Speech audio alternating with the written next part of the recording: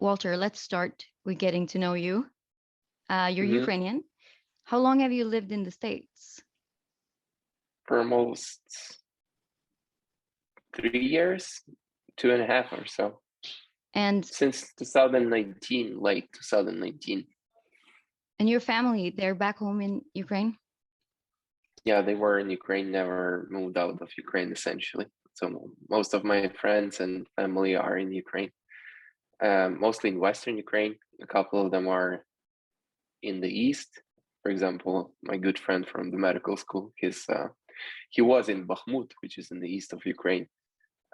Kind of lost contact with him, but he was a field surgeon, and essentially he's probably one of the ones that are the closest to the front line from those who I know. The other ones are currently in Lviv and they're with the territorial defense forces.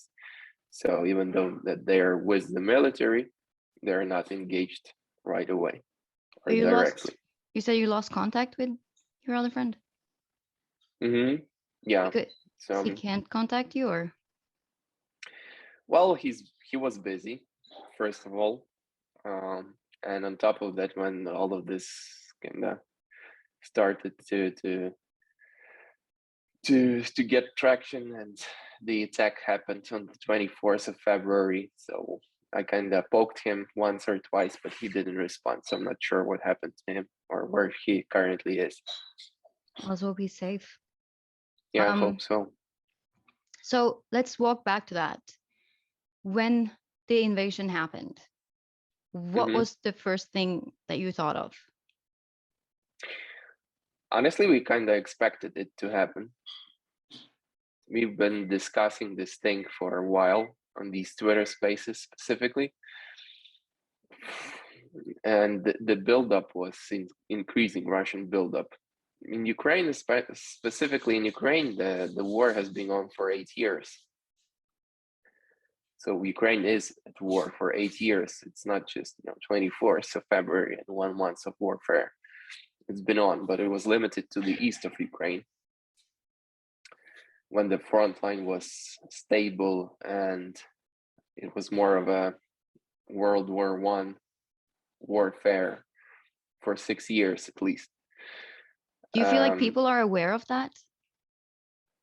I'm not sure people in the US were aware of that, with certain exemptions, of course, but the general populace, of course, they kind of either forgot it or it faded into the background. Actually, it faded into the background for the majority of Ukrainian populace, which or who moved on with their lives, which is normal.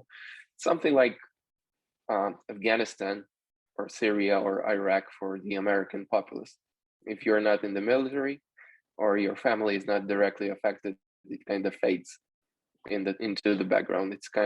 It's not good, but this is the way that people psyche works, and this is part of normal life. You move on with it, and it's just certain parts of the country that are being directly involved and their families. So this is something that happened in Ukraine. The country was functioning normally, but military was fighting and standing their ground for 8 years in the east of Ukraine, essentially fighting off Russian invaders who were masquerading themselves as separatists or whatever Russian propaganda, whatever term that Russian propaganda concocted or engendered for those units that were there since 2014. But the troop buildup was continuing and was happening for more than a year. Specifically, it um, kind of increased in the spring of 2021. And that's when people started to think that something way, way bigger than just Eastern Ukraine will happen. And essentially, it happened. The Russian troop buildup all over Ukraine, not just in the eastern territories of Ukraine, which were occupied by Russia since 2014, as well as Crimea. The troop buildup was happening all over Ukraine, in Belarus, in other parts of Russia, in Russian occupied eastern Ukrainian territories, and in Crimea.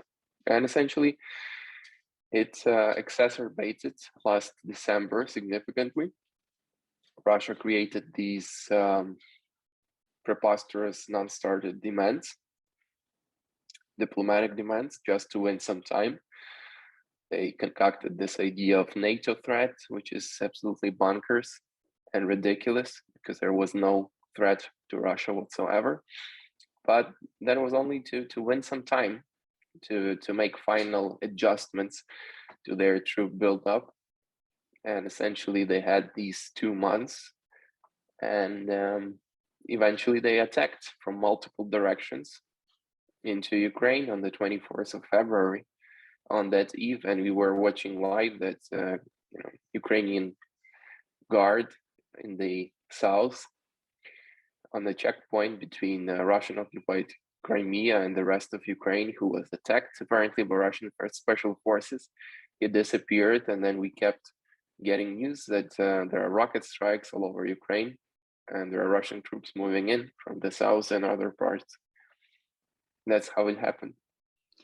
You started the Twitter space before the day of invasion, or is that when you started the spaces? We were active on Twitter spaces, I believe, from December 2021. Oh wow! So you've been keeping it going for a long time. Yeah, we weren't doing that on a regular basis. I was just jumping in occasionally when I had some free time. But then when invasion started, I kind of dedicated myself to this for a month already. Yeah, it's insane. I think that's probably when the followers that you have now in the spaces jumped on as soon as the invasion started. I'm not sure. That's why I asked too, like, do you feel like people are aware that this has been going on? Because I feel like you say, many people in the US, especially, that's where we are both located, probably haven't been paying as much attention as naturally you have, since you also have your family and friends there and you're from Ukraine. When you saw that your spaces started getting traction, I mean, you've been doing this almost 24 hours. What was the biggest thing you hoped would happen with the spaces? Like, what can we accomplish? Two things: to raise awareness of, actually three things: raise awareness of the Russian invasion of Ukraine, about the perpetrations of Russian army in Ukraine, about Russian war crimes that were happening, and the essentially genocide of Ukrainian people by Russian army. That's number one. Number two is to raise awareness about the massive relief effort of Come Back Alive, which is number one NGO in Ukraine that helps with the relief, with the medical supplies to Ukrainian refugees, with the essentially relocation and transferring of these refugees to the places where they will be more safe. And on top of that, they take part in gearing up Ukrainian volunteers and Ukrainian mobilized Ukrainians who are picking up arms to defend their own homeland, villages, towns, cities against Russian invaders.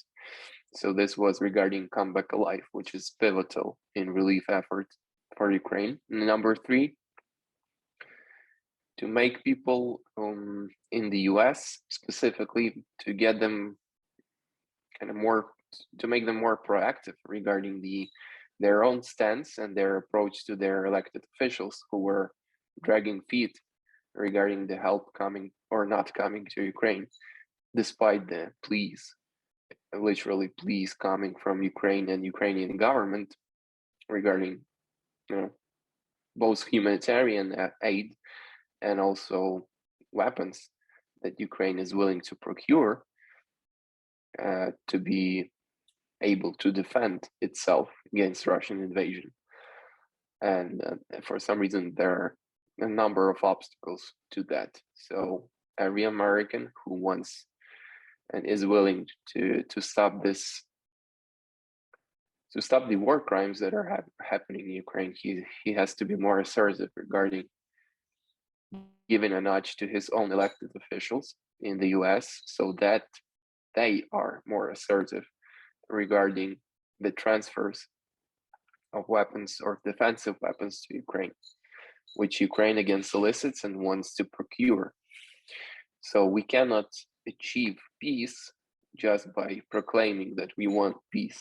This is not how it works, because if one party does not want peace, and that party is Russia, if you just wave a white flag and put down your arms, you will be killed, mutilated, or only bad things will happen. So to achieve peace, you have to be able to defend yourself. There is no way to appease the bully in figurative terms. There is no way to negotiate with the bully if the bully is not willing to do anything but to kill you or to put you down. You have to be able to defend yourself. And this is something that everyone has to understand. Yeah. That if we don't provide Ukraine with weapons, Ukraine won't be able to defend itself, and more people will die as the result. Yeah, it's really just, yeah, the whole situation. I think what worries me a bit too is like that people lose momentum, which is why it's so important that you keep going and that we keep going, so that people don't just, I don't know, start thinking of this as normal and far away from themselves. Like we need to keep it personal, and these are civilians. These are our brothers and sisters. They're just in another country.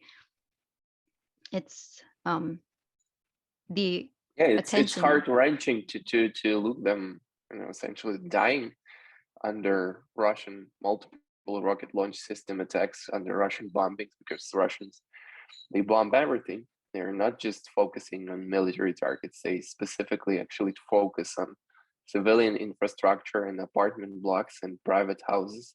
And they use Hospitals. civilians as, maternity hospitals, all kinds of hospitals. They use civilians as human shields on the territories where Russians already took control and occupied these new territories of Ukraine.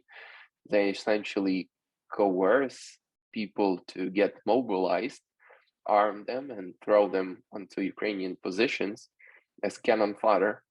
That's already started to happen. I've heard it yesterday, and today I had confirmation from Melitopol. And what else? Essentially, they're terrorizing civilian population, taking them hostages and using them as human shields. So this is what happens. And FSB is already active on Russian occupied territories, or newly occupied territories by Russians in Ukraine, and they're harassing civilians, disappearing people, torturing them. This is the extent. They have been doing this for 8 years in eastern Ukraine. They have established a network of torture prisons and at least one concentration camp called Izolyatsiya, or isolation. The other name is torture camp on Paradise Street.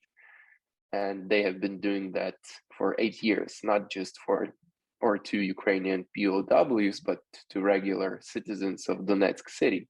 They essentially were kidnapping people, keeping them as hostages, killing them, disappearing them, or torturing them for years.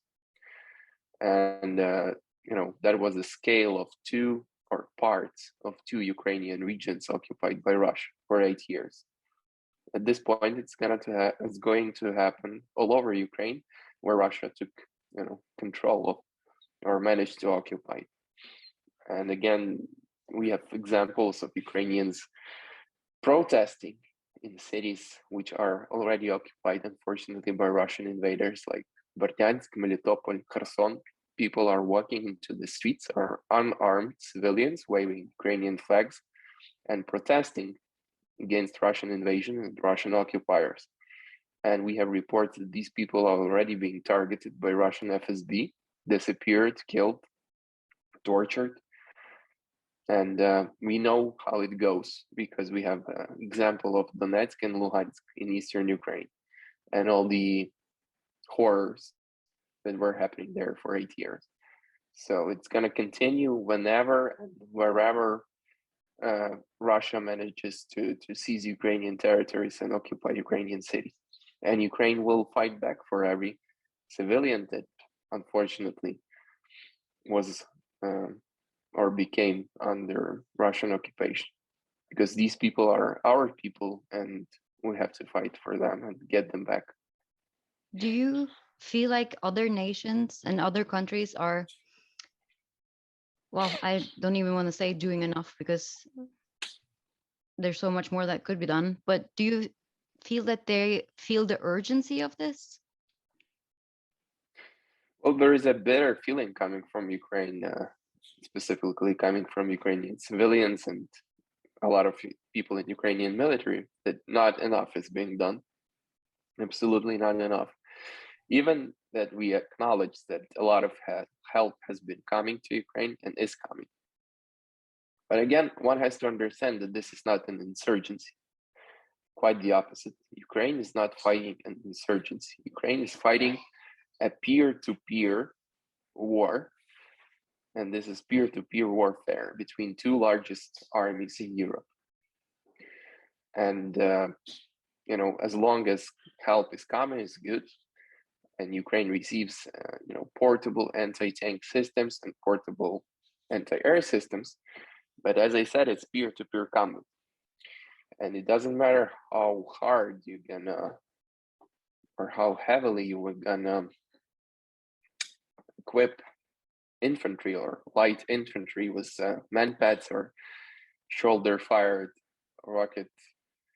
rockets and anti-tank systems. If it's just that, eventually, in a peer-to-peer combat against long-range artillery, long-range ballistic missiles, and long-range multiple rocket systems, these people, even they are armed with advanced short-range systems, they will become cannon fodder and mincemeat, because I'm going to repeat it, it's a peer-to-peer combat. So as long as Ukrainian anti-air systems stand and operate, as long as Ukrainian long-range artillery operates, and as long as Ukrainian missiles operate, Ukraine stands.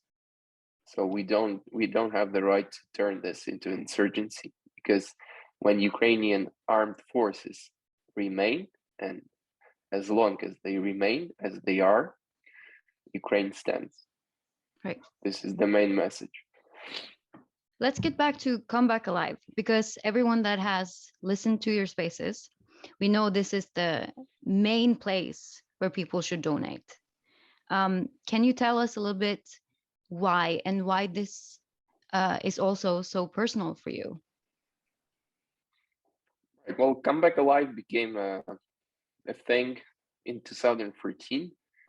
A number of former vets or former fighters, former military who fought against Russian invasion since 2014, they organized themselves and created this grassroots movement, an NGO, and they were helping mostly retired and disabled veterans, Ukrainian veterans of that war, starting from 2014.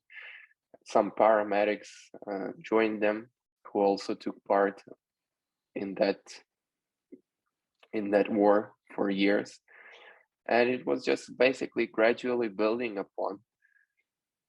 They helped orphan kids whose fathers or mothers as well were killed by Russian invaders in the east of Ukraine.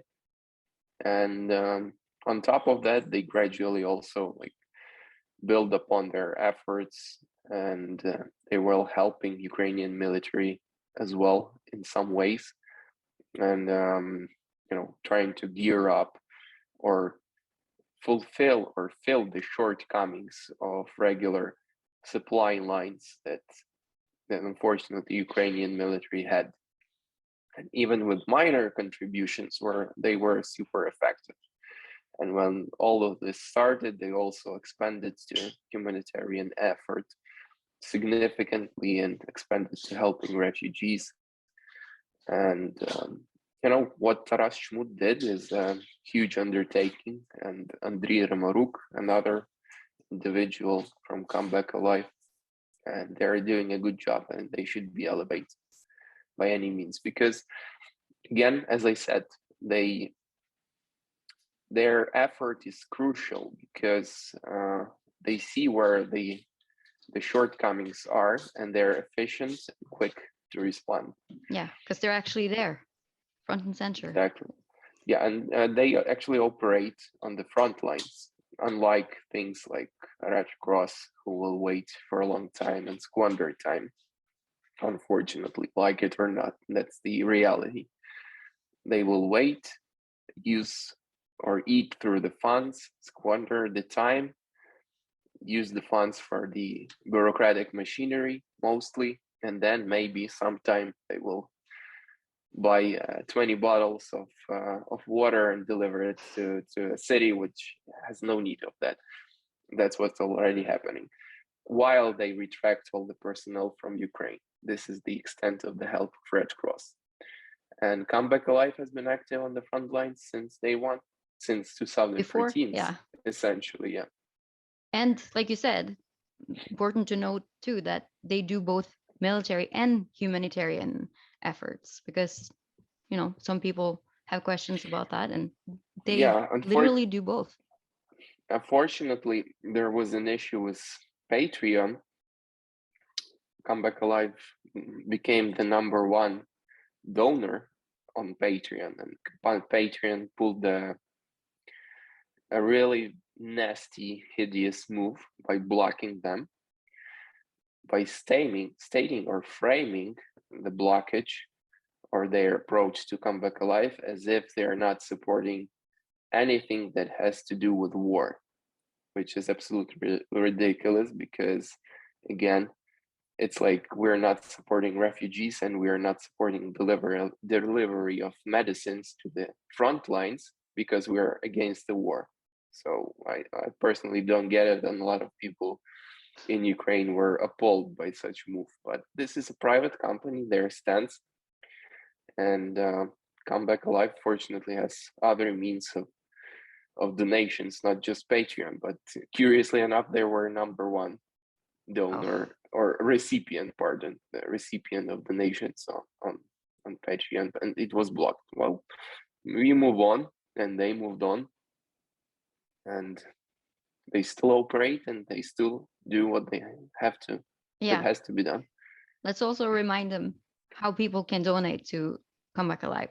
I mean, you say it 100 times a day, but I don't think it can be said enough. So the people who wants to donate and help out, where do they go? They just go to their website, which is comebackalive.in.ua. Again, Come Back Alive in UA, and select donate or /donate. That's it. Everything is in there. So whichever is preferable to them, it's either bank transfer or credit card via Fondi, or I don't know, cryptocurrencies are there as well. So whichever is preferable, use those, and you're good to go. I also want to and ask you can also donate to Ukrainian government, because Come Back Alive coordinates and cooperates with Ukrainian government. Yeah, go through that, which is good. I just heard about this the other day. How do you donate to the government? Because I think you told us about it in the space, and it's good to bring awareness around that too. Right. It's I believe it's an Kabmin, which is executive branch of Ukrainian government. It's on their official page. There is an option to do so. Well, we'll link it under the video too, so people can go right.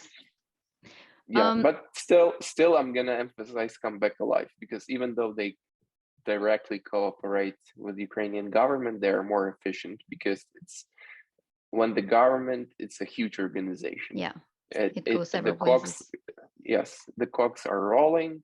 There are lots of bolts and cogs, and sometimes, unfortunately, it's not responsive fast enough, even during times of war. And these guys from Come Back Alive, they know their job. Let's put it this way, and they're right on point. So therefore, my personal preference is them, or Ukrainian government, which helps them, and vice versa. We're also so lucky because of you that sometimes in these spaces we get people talking to us that are in Ukraine and give us updates. And I think this affects people a lot, because I guess it gets more real when you actually hear them who are there. What are your friends and people in Ukraine telling us, and what are they saying that they are in the most need of right now?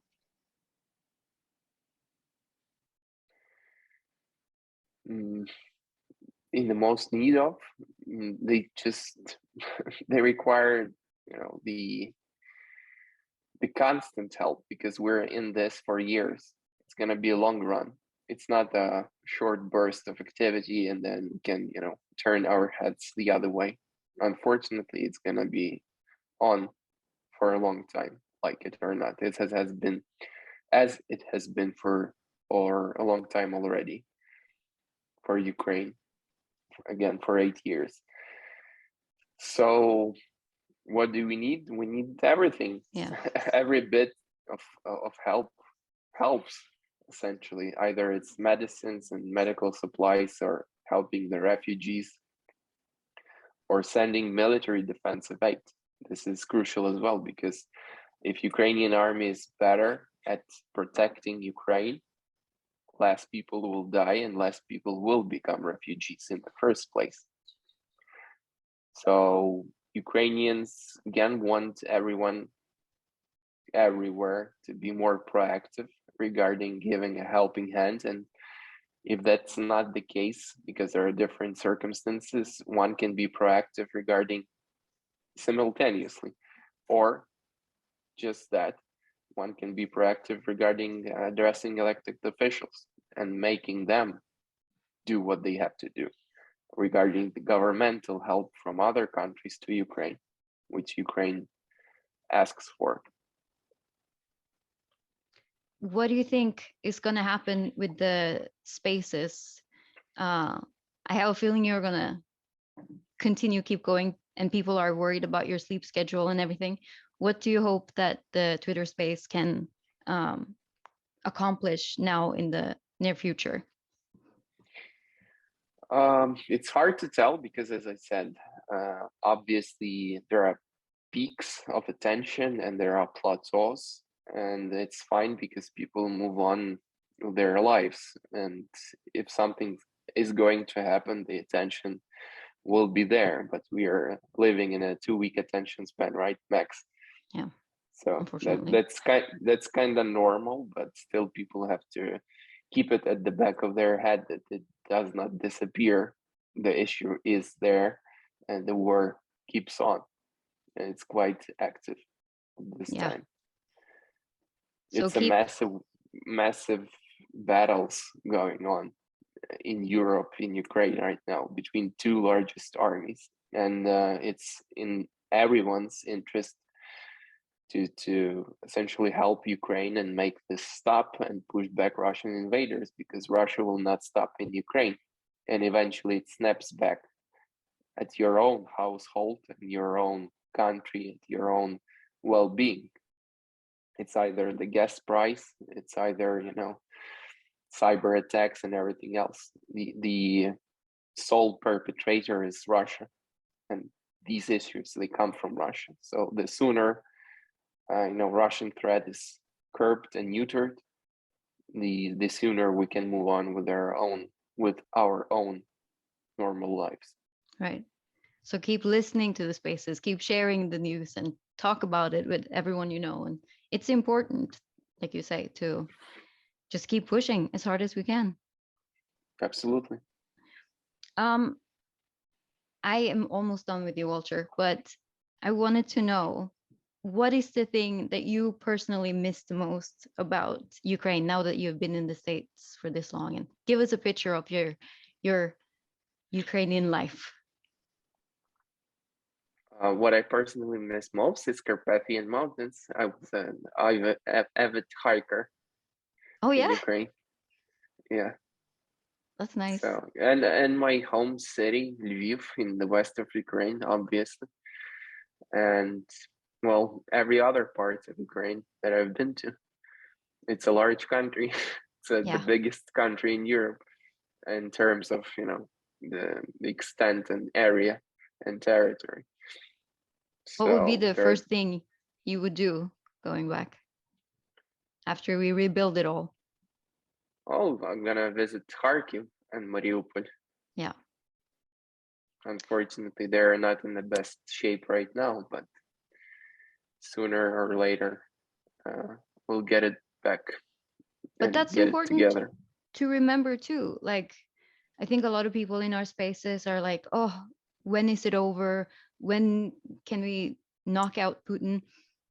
But it is important to remember that, like you say, as this war will not be over after the fighting is done. And Ukraine is going to need a lot of attention and help after this too. So, To yeah. essentially rebuild itself. Yeah. And something like that. It will take time and a lot of effort and time and attention as well. Yeah. Well, you sure are doing your part. Yeah, doing my minuscule part. Yeah. Okay, I'm gonna let you go and get back to your space because I know they need you. But yeah, let's just keep people's attention, and we're gonna keep going. All right, let's do it. Thank you. Walter.